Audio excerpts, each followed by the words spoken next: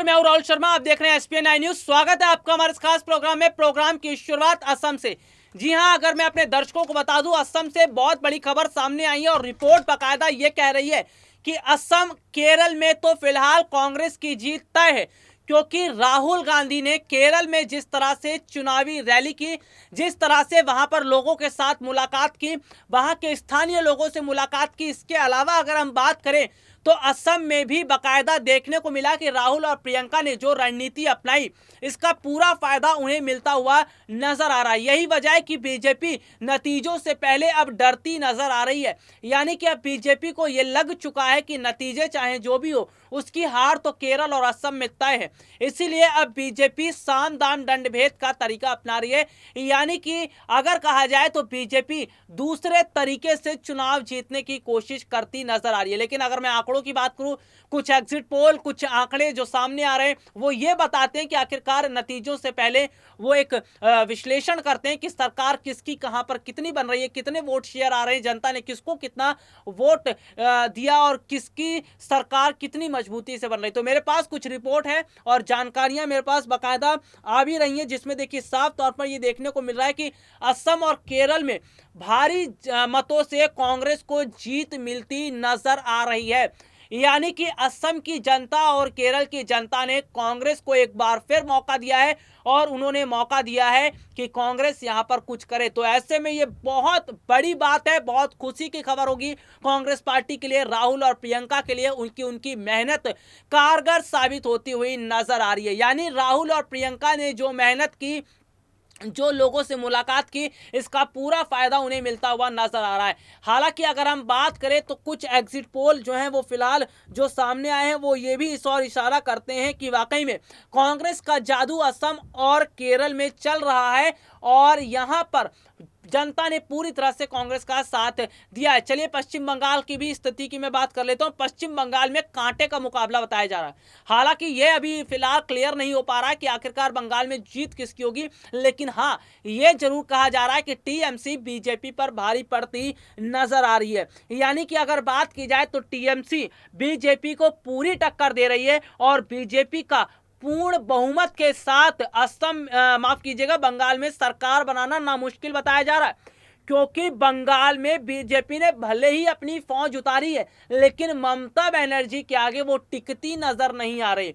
क्योंकि बंगाल की जनता वो अगर काफी हद तक बात की जाए तो वो इस वक्त टीएमसी के साथ खड़ी नजर भी आ रही है और इस वक्त इसका बहुत बड़ा फायदा टीएमसी को मिलता हुआ नजर भी आ रहा है। यानी कि बंगाल की मुख्यमंत्री महिला मुख्यमंत्री हैं, जिनको हराने के लिए बीजेपी ने अपनी पूरी टीम उतार दी, बीजेपी ने अपनी बड़ी फौज उतार दी। कौन कौन नहीं थे स्टार प्रचारक में, ऐसा कोई दिग्गज नेता नहीं पहुंचा जिसको बीजेपी ने ना उतारा हो। तो ऐसे में यह बात देखने को मिल रही है कि एक महिला मुख्यमंत्री ममता बनर्जी को हराने के लिए बीजेपी ने अपनी पूरी ताकत लगा दी। तो इसका मतलब बंगाल चुनाव ये विधानसभा चुनाव नहीं बन गया, ये चुनाव मोदी वर्सेस ममता बनर्जी बन गया। और देखा जाए तो बंगाल चुनाव ऐसा लग रहा था कि ये मानो लोकसभा का चुनाव है। जिस तरह से बीजेपी की तैयारियां थी, जिस तरह से बीजेपी ने इतनी बड़ी बड़ी रैलियां की, जिस तरह से बीजेपी ने अपनी फौज उतारी, और इसके अलावा अगर हम बात करें देश में भी जिस तरह से अब जो वायरस का जो प्रकोप वो बढ़ता हुए नजर आ रहा है, और इसके बावजूद भी जो बीजेपी है उसकी रैलियां थमने का नाम नहीं ले रही। जी हां, अगर बात की जाए तो बड़ी बड़ी संख्या में रैलियां हो रही हैं, जनता की जान की कोई परवाह ही नहीं है।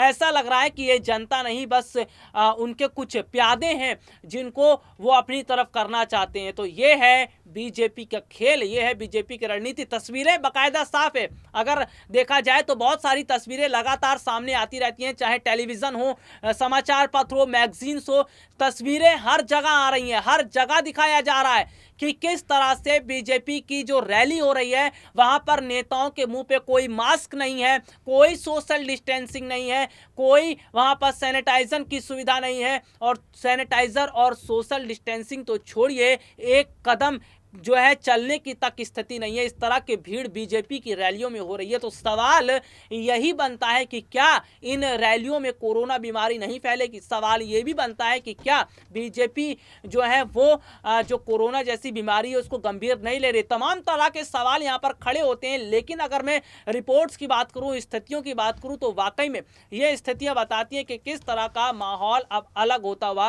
नजर आ रहा है। हाल फिलहाल की अगर हम बात करें तो बंगाल में तो पूरी तरह से स्थिति जो है वो देखने को मिल रही है कि वो टीएमसी की तरफ जा रही है। हालांकि कुछ खबरें ये भी सामने आई, देखिए प्रशांत किशोर का ऑडियो वायरल हुआ, लेकिन ऑडियो पूरा नहीं था। वो ये भी आप ध्यान रखिएगा, ऑडियो पूरा नहीं था, आधा अधूरा ऑडियो उसको वायरल किया गया। बाकायदा प्रशांत किशोर ने ट्वीट करके यह कहा भी था कि पूरा ऑडियो तो कम से कम वायरल कीजिए, यानी कि आधा ऑडियो वायरल किया गया और यह बताने की कोशिश की गई कि बंगाल में ममता बनर्जी कमजोर है। लेकिन ग्राउंड रिपोर्ट की बात की जाए, जमीनी स्तर की हकीकत की बात की जाए, बंगाल की स्थिति की बात की जाए, तो फिलहाल ऐसा कुछ भी लगता नजर नहीं आ रहा है। बल्कि स्थिति तो यह बता रही है कि टीएमसी बीजेपी पर भारी पड़ रही है और बंगाल की जनता ममता बनर्जी के साथ आते हुए नजर भी आ रही है। क्योंकि जिस तरह से नंदीग्राम में ममता बनर्जी के साथ जो हादसा हुआ, उसके बाद अगर हम बात करते हैं तो ममता बनर्जी ने बंगाल के जो लोग हैं उनके विकास के लिए जो काम किया, ये सारी चीज़ें अब निकलकर सामने आ रही हैं और बाकायदा लोग भी ये मांग कर रहे हैं कि ममता बनर्जी को ही बंगाल चुनाव जीतना चाहिए। तो ये कुल मिलाकर स्थितियां हैं। और अगर देखिए मैं बात करूं तो समय की मेरे पास कमी है, कुछ महत्वपूर्ण जानकारियां मैं अपने दर्शकों को यहाँ पर फिलहाल बताते हुए चलता हूँ कि बंगाल चुनाव की बात हमने बता दी कि बंगाल में कांटे की टक्कर है। असम और केरल में तो कांग्रेस का आना कम से कम ये तो लगभग तय ही बताया जा रहा है। और इसके अलावा अगर हम बात करें तो बीजेपी को कहां झटका लग रहा है। देखिए बंगाल में असम और केरल के अलावा तमिलनाडु पुडुचेरी में भी झटका लग सकता है। लेकिन फिलहाल इतना तो कहा जा रहा है कि बंगाल, केरल और असम में तो बीजेपी की स्थिति खराब होती नजर आ रही है। यही वजह है कि बीजेपी अब बौखलाई हुई है, इसीलिए अब वो जमकर रैली कर रही है बंगाल में। खास तौर पर बंगाल में आधे चरणों के चुनाव अभी और बचे हैं और आधे चरणों के जो चुनाव बचे हैं इनमें बीजेपी फिर से अपनी ताकत लगा रही है और बीजेपी जो रोड शो कर रही है, जनसभा कर रही है, रैली कर रही है, इसका मतलब यह है कि बीजेपी को हार का डर है, इसीलिए अपनी बड़ी संख्या रैलियों में की जा रही है। लेकिन क्या सवाल ये नहीं बनता कि देश की जनता की जो जिंदगी है उसको पहले सरकार को ऊपर रखना चाहिए? क्या चुनाव इतना ज्यादा जरूरी हो गया है कि जिस तरह से लोगों की भीड़ जुटाई जा रही है, लोगों की जिंदगी के साथ खिलवाड़ किया जा रहा है, क्या लोगों की जिंदगी के साथ खिलवाड़ करना ये सही है? जिस तरह से एक समय तो केंद्र सरकार ये बात करती है कि सोशल डिस्टेंसिंग का पालन किया जाए और टीका उत्सव की बात कही जा रही है, क्या केवल टीका लगा देने से और जो इंजेक्शंस लगा देने से उससे केवल बीमारी दूर हो जाएगी? उसके लिए सोशल डिस्टेंसिंग का पालन भी तो करना पड़ेगा।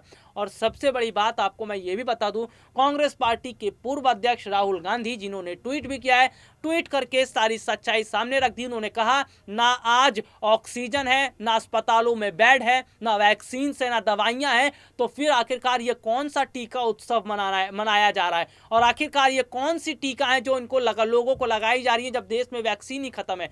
तो तमाम तरह से राहुल गांधी ने भी जमकर मोदी सरकार को घेरा है और बाकायदा उन्होंने ये बताया कि मोदी सरकार पूरी तरह से विफल हो चुकी है और वो अपनी नाकामियों को छुपाने में जुटी है। फिलहाल के लिए आज मुझे इजाजत दीजिए, नमस्कार।